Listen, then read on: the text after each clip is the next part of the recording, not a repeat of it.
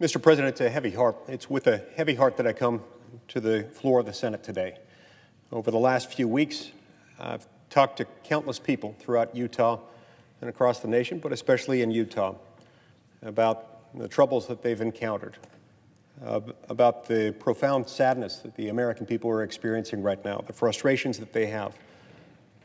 This is something that we've never seen in this country, not on this scale, not during our lifetimes. My thoughts and prayers go out to my fellow Americans and my fellow Utahns as they're struggling to make ends meet, whether it's figuring out how to make payroll or keep food on the table at home, or a combination of both, as it is for so many. I'm mindful of them and of all the difficulty that the American people are going through right now. I want to begin by echoing something that Senator Schumer said a moment ago. We need to do what we were elected to do. I don't agree with everything Senator Schumer just said. In fact, I strongly disagree with a lot of what he just said. But I do agree with that. We need to do the job that we were elected to do. Let's think about where we are right now and where we've been over the last few weeks. We've seen healthcare providers working 24 hours a day, 7 days a week. We've seen the president and his staff at the White House working 24 hours a day and 7 days a week. We've seen the Centers for Disease Control and members of the public health community who have continued to work tirelessly. Farmers and truck drivers and grocery store employees and pharmacists working to make sure that we continue to have access to the things we need in order to live.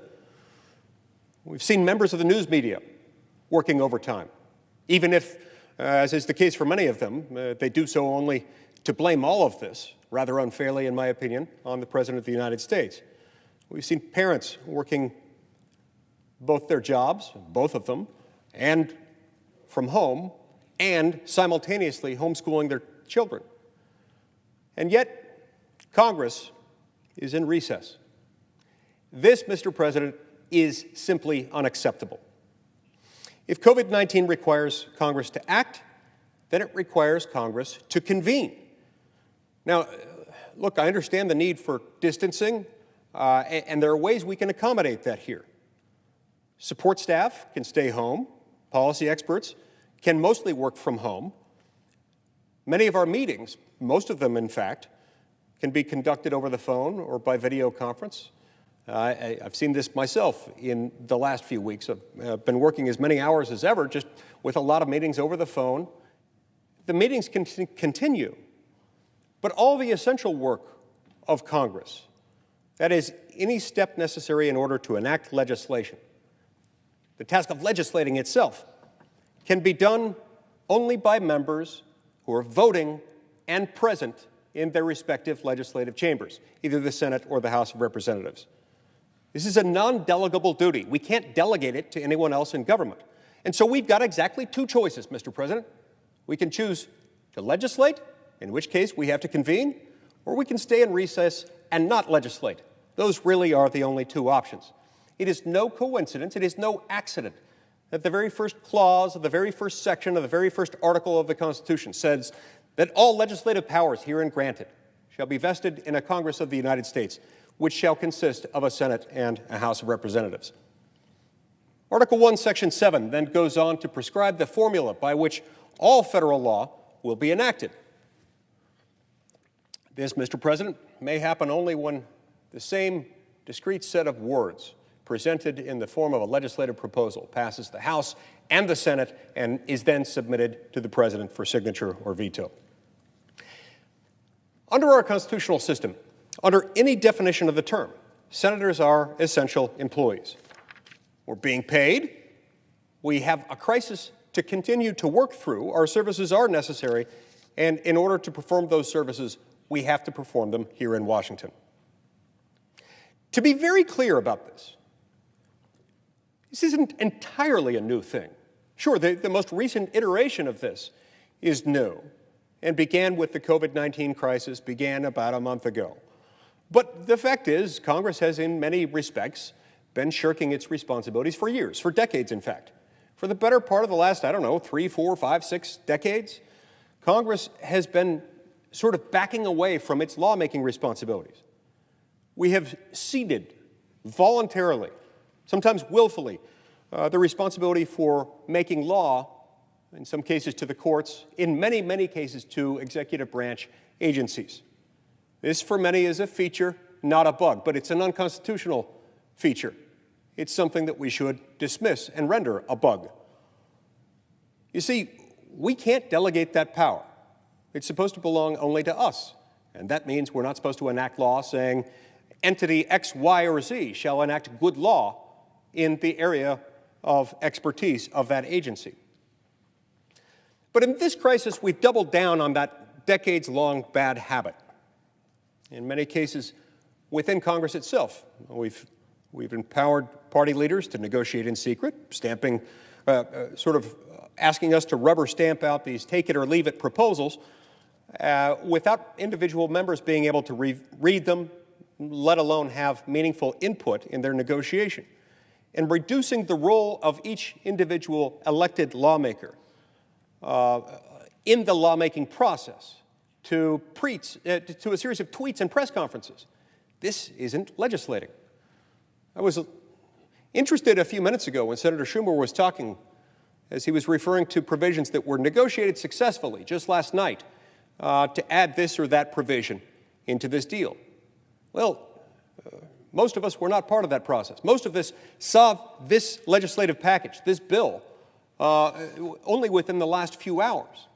That, Mr. President, isn't a true negotiation, and it's not a true legislative process. Now, I understand that we're in unusual circumstances, but we can't let it happen this way again. This is not acceptable. We should not be passing major legislation, especially legislation providing nearly $500 billion in new spending without Congress actually being in session, without members actually being here to debate, discuss, amend, and consider legislation and vote on it individually, rather than on an absentee basis, rather than by delegating that power to someone else. This crisis is too big to leave up to a small handful of people. Different parts of the country will face different kinds of threats and therefore have different kinds of needs. Different industries will need different kinds of help in order to recover the health of the economy. And as long as Congress remains in recess, Democrats are free to politicize and stifle legislation with impunity, as they did just a couple of weeks ago. Only returning to work, and indeed actually working, will give the American people the government they deserve. The American people need to know who is helping them and who's simply playing politics. We can't allow them to know that if we're not in session. We can't just spend another $500 billion every week or two or three and hope and pretend that it's going to turn out okay. The upcoming challenges are far too numerous and onerous and complex to leave up to just a few staff meetings behind closed doors.